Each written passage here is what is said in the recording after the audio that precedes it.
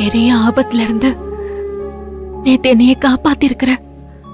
எத்தனையோ தடவை என் வாழ்க்கையில பிரச்சனை வரும்போது என்னைய கைவிட்டுருவேன்னு நினைச்சேன். ஆனா என் கூட இருந்து எனக்கு கை கொடுத்து தூக்கி விட்டுக்கிட்டே இருக்கிற. அதே நம்பிக்கையோடதே நான் இப்போ உன்கிட்ட ஒண்ணு கேட்க போறேன். என் பிரச்சனையில சம்பந்தப்பட்டது யாருன்னு கண்டுபிடிக்க எனக்கு இருக்கிற ஒரே வழி அந்த ரகு மட்டும்தான். அவனை மட்டும் எப்படியாவது என் கண்ணுல காட்டு. என் பிரச்சனைக்கு ஒரு முற்றுப்புள்ளி வச்சிரு. அக்கா கல்யாணம் முடியற வரைக்கும் என்னோட நிலைமை யாருக்கும் தெரியக்கூடாது.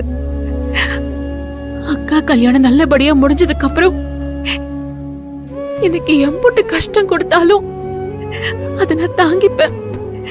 எத்தனை அவமானம் வந்தாலும் நான் அதை பொறுத்துப்பேன். ஆனா அது வரைக்கும் என் பிரச்சனை யாருக்கும் தெரியக்கூடாது.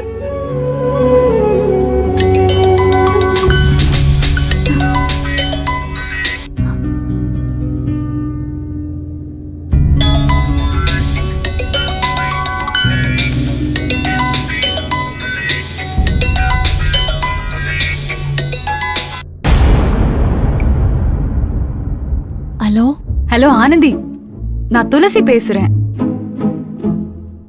குட் மார்னிங், காலை வணக்கம். என்ன பதிலே காணோம்? ஓ, உங்க நம்பர் எனக்கு எப்படி கிடைச்சதுன்னு யோசிக்கிறீங்களா? அன்பு மாமா கிட்ட கேட்டு வாங்கினேன். ஹலோ ஆனந்தி, லைன்ல இருக்கீங்களா? இருக்கிறேன். நேத்து டெஸ்ட் எடுத்ததுல உங்களுக்கு எந்த பிரச்சனையும் இல்லைன்னு மாமா சொன்னாரு. ரொம்ப சந்தோஷம்.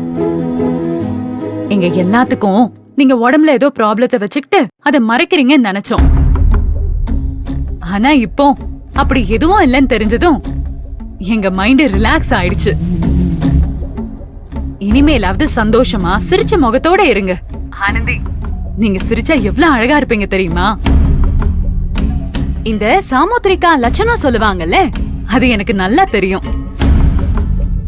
இந்த உலகத்திலேயே சாமுத்திரிகா லட்சணம் பொருந்தின 2 பொண்ணுங்க இருக்காங்க. ஒன்னு நீங்க, இன்னொன்னு நான். என்னங்க ஜோக் அடிச்சாலும் சிரிக்க மாட்டேங்கிறீங்க? எனக்கு இப்ப புரிஞ்சு போச்சு. உங்க அக்கா கல்யாண சம்பந்தமா ஏதோ சின்ன பிரஷர்ல இருந்திருக்கீங்க.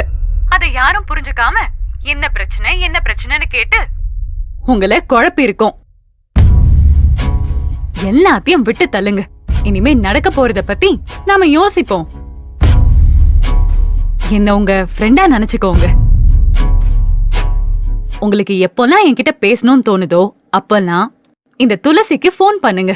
உங்க முன்னாடி வந்து நிப்பேன். என்ன ஏதோ அன்பு மாமாவ உங்ககிட்ட இருந்து கூட்டிட்டு போற வில்லியாலாம் நினைச்சிடாதீங்க. உங்க 2 பேரையும் சேர்த்து வைக்க வந்தவதான் இந்த துளசி. இல்ல இல்ல, நான் அப்படிலாம் எதுவும் நினைக்கல. நினைக்க மாட்டீங்கன்னு தெரியும். சரி, அத விடுங்க. நான் செஞ்சு கொடுத்த மீன் குழம்ப நீங்க ரொம்ப ரசிச்சு சாப்பிட்டீங்களாமே? மாமா சொன்னாரு. நல்லா இருந்துச்சா நல்லா இல்லையான்னு உங்க வாயால ஒரு தடவை சொல்லுங்க. மீன் குழம்பு எப்படி இருந்துச்சு? ரொம்ப நல்லா இருந்துச்சு. நான் எங்க அம்மா கையால மீன் குழம்பு சாப்பிட்டுருக்கிறேன். அவங்க கைப்பக்குவத்துக்கு பிறகு நீங்க செஞ்சு கொடுத்ததே ரொம்ப பிடிச்சிருந்தது. சூப்பர். அதே மாதிரி இன்னைக்கு நான் உங்களுக்காக கோலா உருண்டை சமைச்சிருக்கேன். மாமா கிட்ட கொடுத்து விடுறேன், சாப்பிடுங்க. ஐயோ இல்ல, அதெல்லாம் வேணாம். உங்களுக்கு எதுக்குங்க சிரமம்? நான் கேண்டீன்லயே சாப்பிட்டுக்கிறேன். ஆனந்தி, இன்னைக்கு ஒரு நாள் கேண்டீன்ல எல்லாம் சாப்பிட வேண்டாம். உங்களுக்கு ஏற்கனவே நான் பேக் பண்ணி வச்சுட்டேன். அததான் நீங்க இன்னைக்கு சாப்பிடுறீங்க. என்ன நீங்க உங்க ஃப்ரெண்டா நினைக்கிறீங்கல்ல? அப்ப நான் கொடுத்து விடுற கோலா உருண்டைய மத்தியானம் சாப்பிட்டுட்டு எப்படி இருக்குன்னு எனக்கு போன் பண்ணி சொல்லுங்க. அப்பதான் நான் நம்புவேன் நீங்க என்ன ஃப்ரெண்டா நினைச்சீங்கன்னு. நான் வச்சிடுறேன்.